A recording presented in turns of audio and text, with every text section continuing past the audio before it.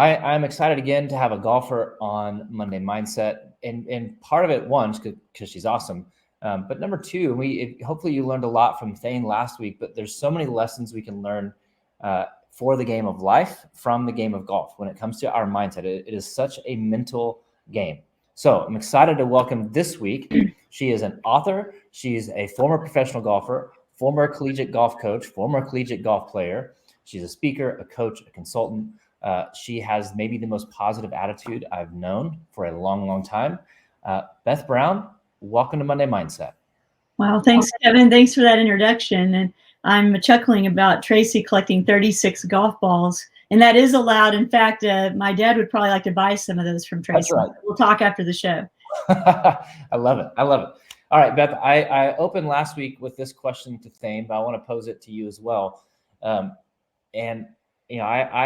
think there are, do you know how many people are on the PGA Tour and LPGA Tour? Not a significant amount, right? Correct.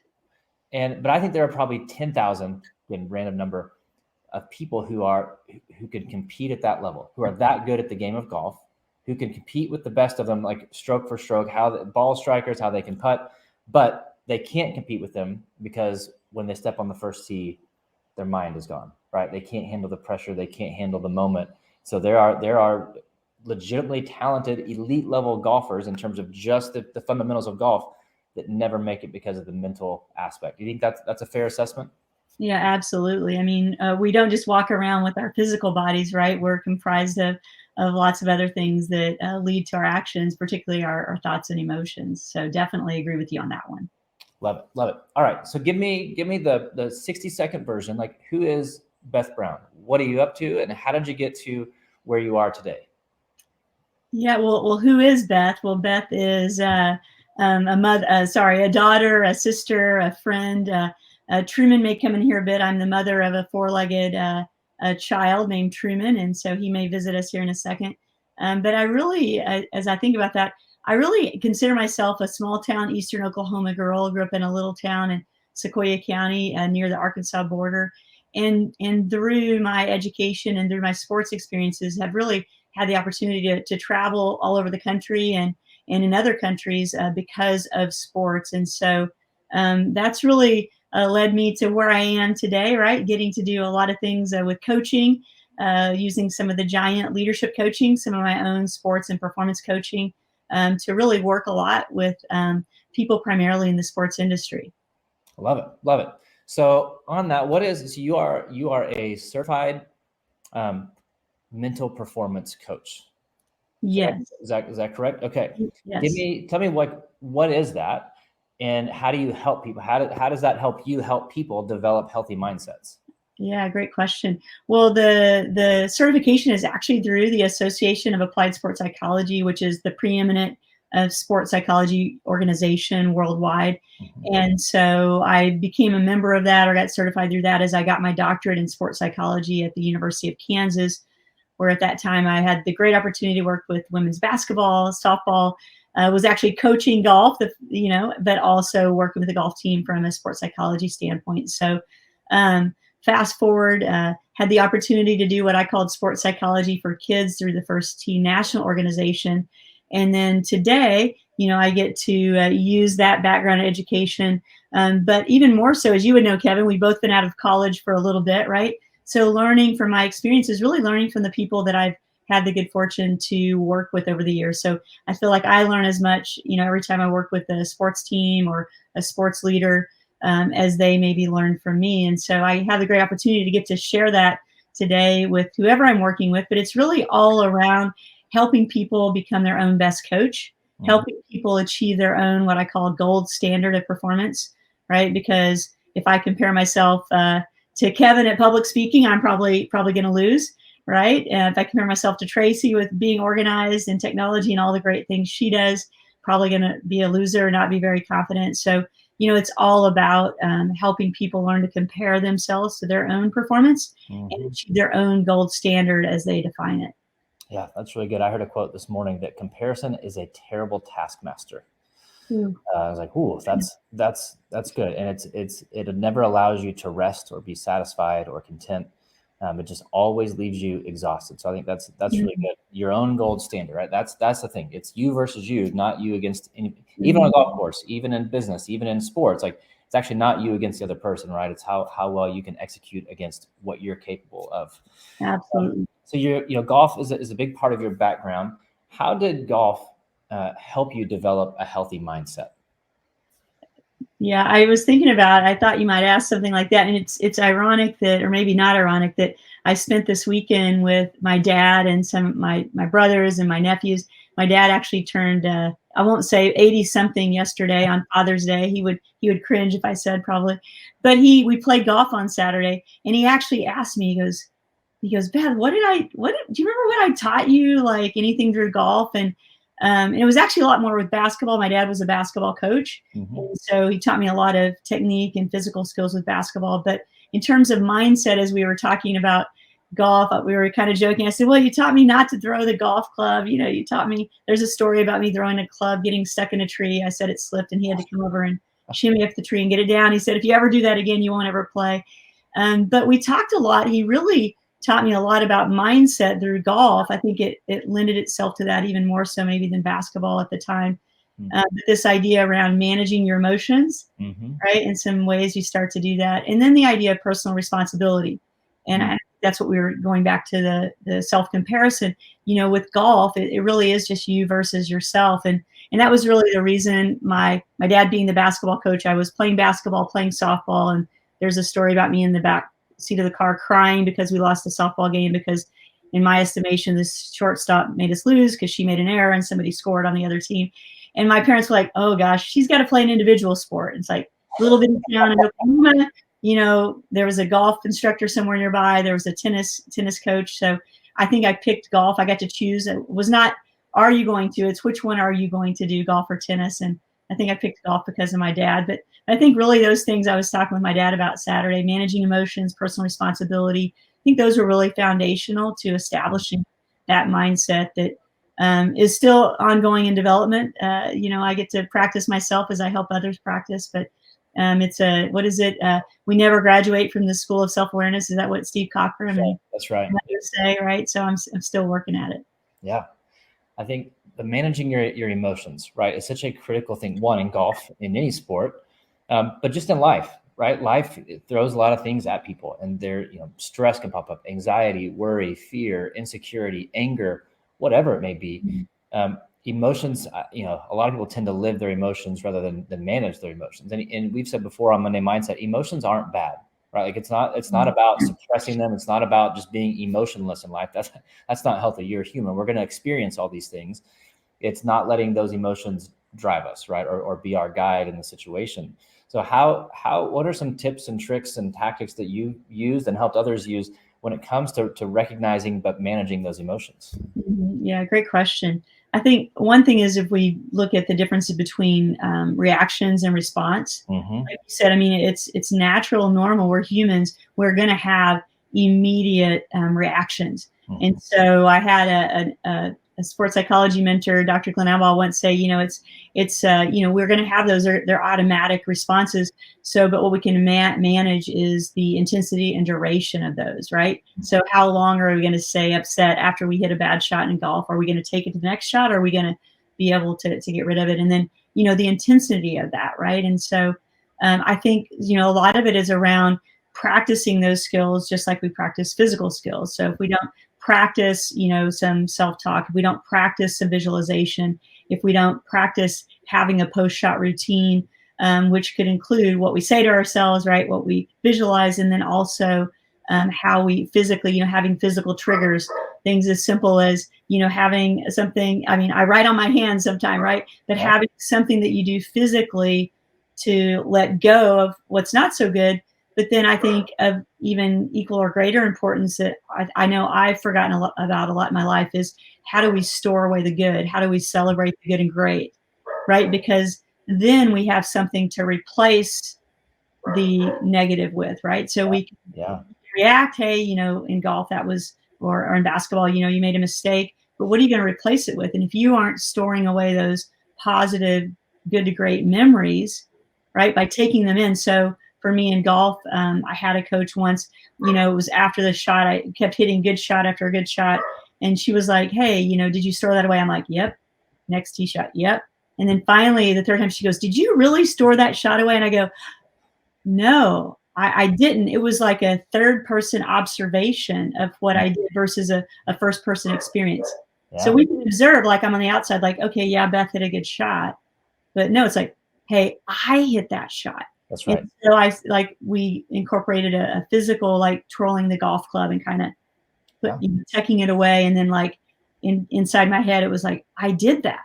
Yep. Because we know emotions are like a highlighter in our brain. So not just do things to deal with the bad, but we need to store away the good and the great, not just the great, but the good and the great. Yeah. And then when we have those things that happen that maybe are negative, so if I'm playing basketball and I maybe turn the ball over or whatever, it's like, can we have a neutral response to that? It doesn't have to be a negative. And so then you want to make that, when you do something that you don't like, more of that third person observation. Okay. Yep. I turned the ball over. All right, let's go. What's next? Yeah. So I think that to me is one of the biggest keys, is storing the good and great with some sort of post shot or post event routine or post event evaluation. But then also when we have the negative things happen, responding more from a third person, like just the facts. So we don't take it in, we don't store that away. The more I think we can do that, then the more it becomes easier, right, to say those things we need to say to ourselves, to visualize, to do all those things. But definitely I think creating those kind of physical, mental, and emotional post-shot responses we can replace those reactions with, I think is one of the very, very most productive and effective things I've ever used and I've ever helped people use in terms of having a more effective mindset. Yeah, that's so good. It's almost like creating an emotional bank account. Right? Yes. Because you're gonna have withdrawals, right? Like that's okay. You're gonna hit the bad shots. Yes. You have deposits in there to actually counter it, so that when your mind can go somewhere positive versus going, it's like, oh, I didn't put anything in here. I didn't store anything good. That's a really good analogy. I love that. Where can you remember a time in your life where your mindset worked to your disadvantage? When it's like, man, this mindset thing matters, and I don't have the right one. Yeah, more of a general aha was, and it's what made me go into sports psychology in my graduate work, was, and some people may or may not know this about me, but growing up, whatever it was with basketball, I was just always super confident. I mean, I was in the mirror before a game, before leaving the house, like, you're Beth Brown, you're the best, and no one can stop you. I mean, I literally said that, right? And I believed it. Yeah. With golf, it was never quite the same. I was always struggling for confidence. And so there were these two parallel paths. And at the time in my life, growing up as a junior student athlete and then into college, it was just never the same. I was very confident, I thought, naturally in basketball, and not as confident in golf. And I just thought that was the way I was born, right? Because I didn't know any different. And so I went into sports psychology, my graduate work, to try to figure that out. And also too, I think at the the influence of now Dr. Carol Ludwigson, but Coach Carol, I called her just Coach. She was my coach at University of Oklahoma. I think she planted those seeds around how important the mental and emotional aspects of sport were. And that may seem common now, but back in that day, it was uncommon. Carol was really cutting edge on a lot of things. So I went on to do my graduate work in sports psychology, really to help figure out that question for myself. And one of the things I've learned starting in my graduate work and to date is this idea around intentionality. That I think because the way I was with basketball, my dad was a basketball coach, and he just automatically did some of those things with me with basketball. Just because I knew how to do things to create my own confidence in basketball didn't mean I knew how to do those things to create my own confidence in golf. Like, they didn't transfer. And we know that too a lot, even just with athletes and performers. They don't automatically transfer skills from their sport, off the course or off the court. Same thing with kids. If we're teaching them life skills through sports, they don't automatically transfer them to school. We have to help build that bridge. And so I didn't know how to build that bridge, right? And so that's one of the things I've learned, is that I don't have to just get confidence from outcomes. I can create my own confidence through intentional things that I do every day. And so I'm going to build on my strong areas and take what I knew in basketball, and I can start to apply those things into, in my example, to golf, where it didn't just come naturally. good. That's good. Do you have an example of when your mindset worked to your advantage? Yeah, coming on today, right? Getting prepared to talk with you. Just coming on to be here to what is it I'm supposed to share today that might benefit someone else? Just self-talk, but I think being prepared. Let's not forget the idea of deliberate practice, of preparation, of being prepared, right? So I'm just trying to think. There was another time I was not totally joking about today, but just mindset. I did a keynote. It was just before COVID to the Women's Golf Coaches Association in Las Vegas, and it was around creating team culture using value, voice, and vision to create your optimal team culture. And I remember there was a lot of I had never done something that big in terms of the audience, and had to do a lot of preparation. Actually practiced, did a live practice with some coaches at the University of Oklahoma before I went to Las Vegas. A lot of self-talk, a lot of prayer, some deep breathing and those sorts of things. And then being prepared just to walk on the stage, just knowing that, hey, I'm here for a reason. Who am I here to serve and help today? And then walking out and just performing. So that was probably a recent example of when I was super, super nervous about something because I hadn't done something like that before. Yeah. But I love that. Cause the fear can come in and it's fine, right? It's a normal thing. Experiencing that fear or worry, that's not a weak thing. That's a human thing. But to say, no, I'm just going to prepare. I'm going to practice. I'm going to remember why I'm here, remember what I'm doing. And that preparation breeds confidence, right? Most people aren't confident. They get in the moment like, oh, I'm not ready. Well, you didn't work for it. You didn't prepare for it.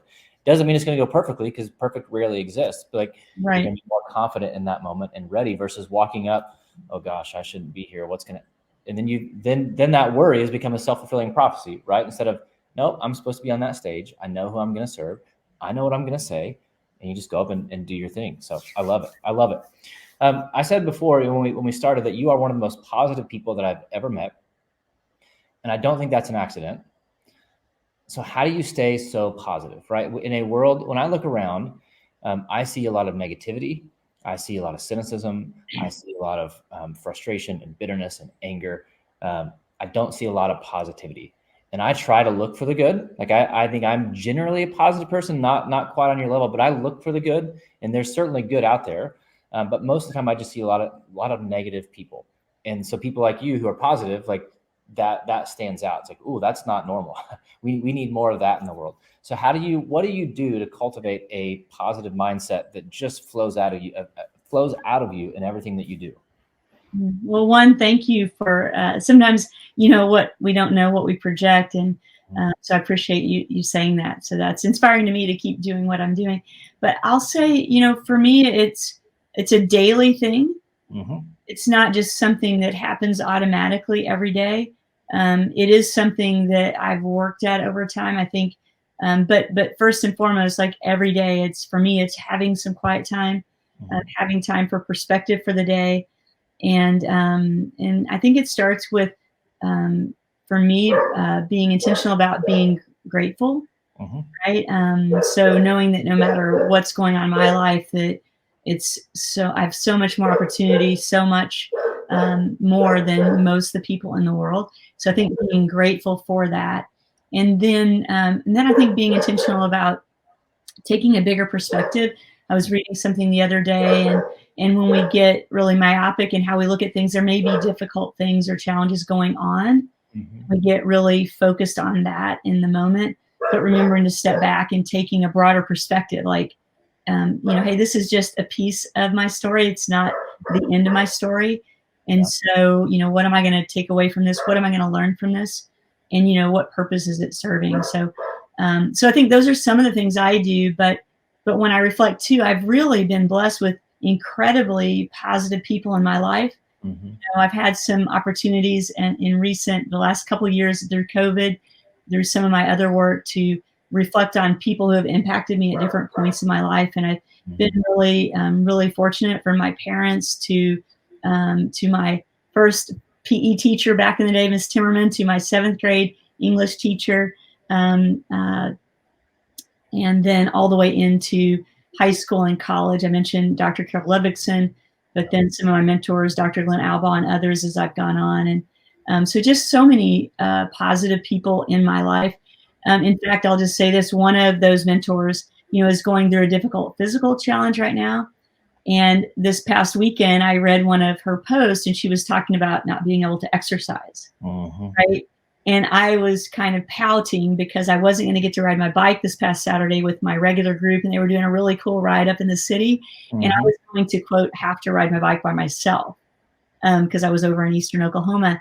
And it was like, wow, wait a minute. So here's this person I really admire who's just working through some health challenges and can't even exercise. And I'm going to be poopy because I can't do the bike ride I want. Like, hello. So I think looking for those opportunities to have a broader perspective, looking to positive people in my life, and then being intentional every day, because you don't always wake up feeling positive. Yeah. I think those are probably kind of the three things that have helped me most in my life.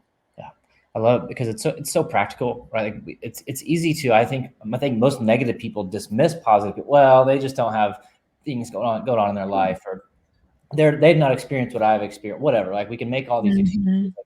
They're just normal people who make better choices, right? To go back to what you said earlier, you just live intentionally. So yeah, I'm not gonna accidentally be positive. It's a choice every day to wake up, to have perspective, to choose gratitude, to remember where I am, who's poured into me, to try to surround yourself with positive people, and like inputs shape outputs, right? So when you're putting positive things in, positive things will come out, and that's not a it's an option, an opportunity that legitimately every single person has that opportunity. And the person you talk about, it's a mutual friend who's struggling with a health issue. That person has no reason to be positive. If you look at circumstances, but they are every day. It's a choice, and it is challenging. So I see the same post. I'm like, okay, I got to make sure I have the right perspective, that I'm not complaining. I actually have more than enough. Like whatever I'm thinking about complaining about, nope, not going to do any good. Yeah, absolutely. All right, I want to talk about. So you're an author. You have 2 books I want to talk about. And Tracy, you can come back on. I think you had them when we were talking earlier. Divot and Swish. So you've created these 2 little characters who go on these crazy adventures. Tell us about Divot and Swish. Yeah, well, Divot and Swish, as you can see there, divot is a golf divot. The grass court is the grass, right? And the golf ball, and Swish is a basketball net with his head is the basketball. And they are both the outcome of good shots, Kevin, right? A swish, nothing but net. Divot, except on the putting green, of course, you take a little clip of grass, and that's the outcome of a good shot. And really, it's been super fun.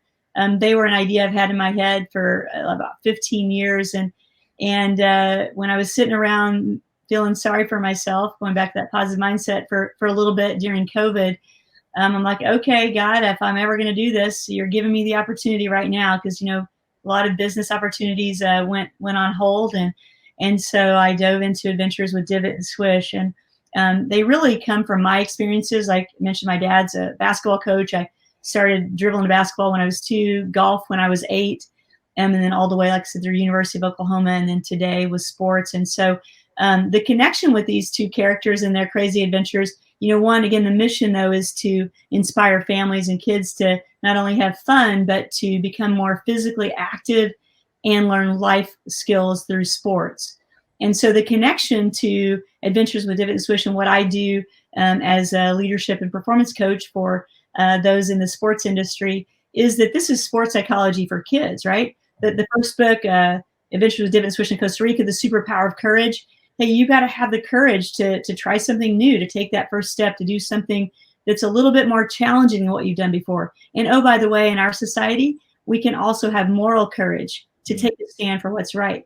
So this is all about becoming the performer and leader we want to be. Confidence, hey, that's the next step. If we have the courage to get started, how can I create my own confidence regardless of the outcome?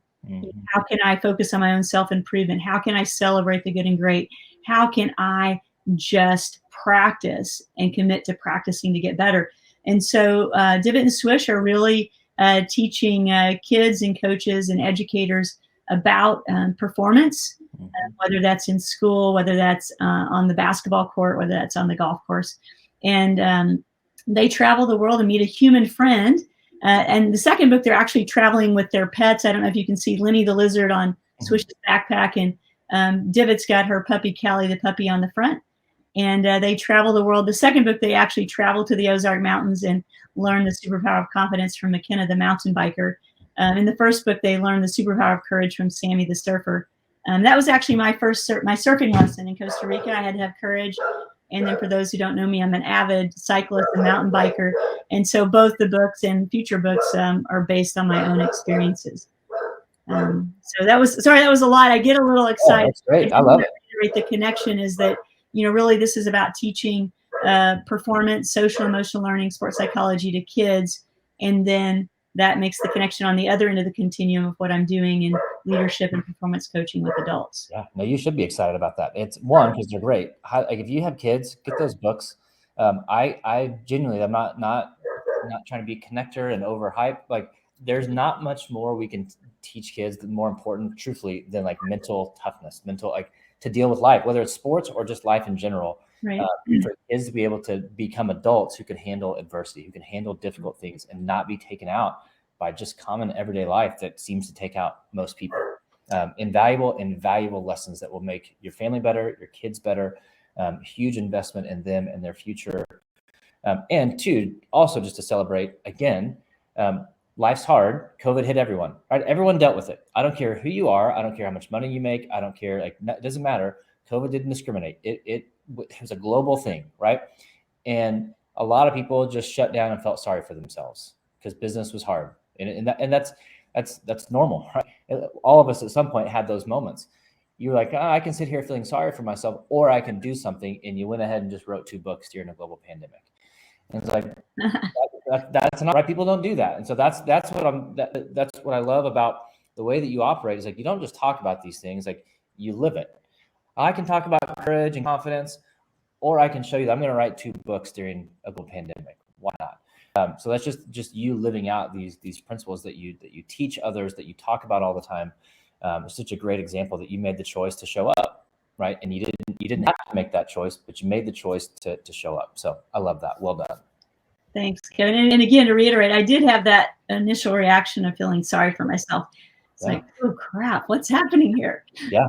Which goes back to what you said earlier. It's okay to have that reaction, but you shorten that reaction to have a better response to that. Absolutely. Right? It's okay. It's a human reaction.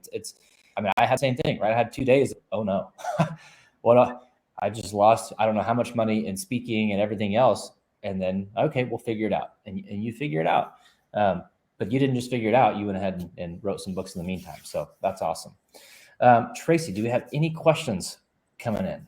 Yeah, well, first of all, I'll say Beth was kind enough to gift me a couple of those books to give to my nephew. And so, of course, I read them before I passed them along, but they're excellent. I mean, I couldn't recommend them more. And just anytime someone's going to pour character qualities into children, I'm a big fan. So well done, Beth, on that. The other thing I love about this interview is I don't know how many, I should have been keeping tabs on how many coaches, mentors, or teachers you've mentioned that have influenced your life along with your own parents. And again, just those who invest in our children, it comes back many times. I mean, I don't know how old you are, Beth. You don't have to reveal that, but that was many years ago, right? That these people invested in you. The difference in your life. And I love that. So those of you who are doing that, kudos to you and keep doing that. Yeah. So question, you had mentioned at the beginning, this personal gold standard. So the question is any tips for helping someone find their own personal gold standard? Wow. I've never been asked that question. Whoever asked that, that's a phenomenal question. Any tips for helping someone find their own personal gold standard? I mean, I think it would be around a conversation. So the tip would be, if you're the coach, would be to have an intentional conversation with someone. I think starting with their why. Why are they doing what they're doing? Why are they passionate about it? And then, figuring out, making sure that they're focused on passion. And then, that really honest assessment of what are their goals and then where are they at. Right. And then being real about, okay, this is where I'm at. So right now, this is my gold standard. I'm going to consistently do this, but I'm going to progress. You can raise your gold standard, doesn't have to stay where it is. Right. So you can raise the bar. And so some people in golf, we call it our personal par. me versus my own current standard of performance. So we can definitely raise that. I think starting with the why, figuring out where you want to go, figuring out where you are. So it definitely has to be, it's not a one and done question or a one and done thing. So I don't think there's a quick fix tip there, but I think really starting with asking some real intentional questions, really listening, and then helping guide that person to set maybe the gold standards out here. This is where they are now, and then how are they going to get there? Love that. And then what are you doing if somebody wanted to reach out to you for help with their team, or they're a coach or, assistant? What are you doing right now? Do you have any programs going on that they could join in on? Yeah, absolutely. Well, for some of you, you may have heard of altitude training. So I've just launched my initial session with that, but I am going to launch a second session somewhere around the end of August. Don't have an exact date set. We'll set that based upon the group. So folks can reach out to me if they're interested in getting in that cohort for altitude training. Also just ongoing transforming team communication workshops, a lot of things around that. And then of course, having some fun doing some individual coaching. So folks can reach me at beth@teamarias.com as well if they want to look at doing some individual things or some customized programs for their own sports related teams. And sports, by the way, doesn't have to be just like, a college golf team or something.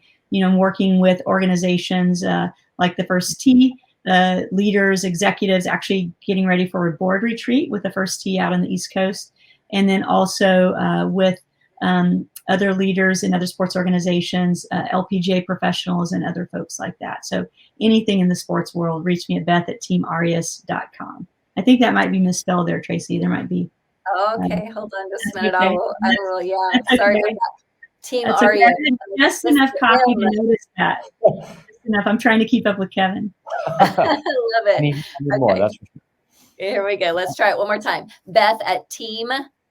And I still didn't get it right, did I? That's right. That's right. Goodness.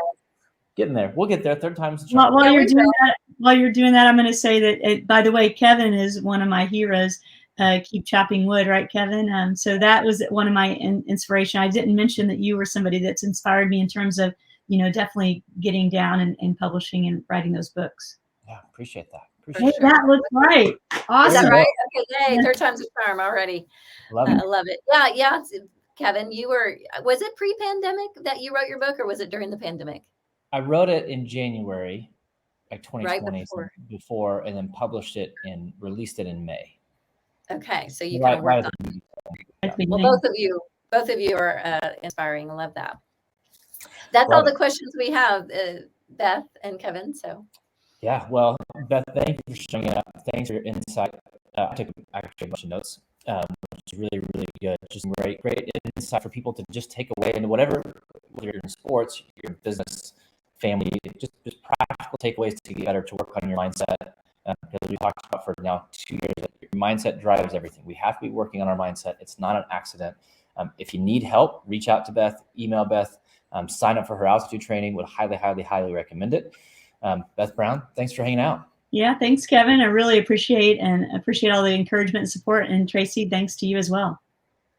Well, thank you. And by the way, we had lots of fun people from around the world. Kenya, where else was it? Lexington, Kentucky, all kinds of folks today. So thanks you guys for joining us. And we will see you next time here on the Monday Mindset.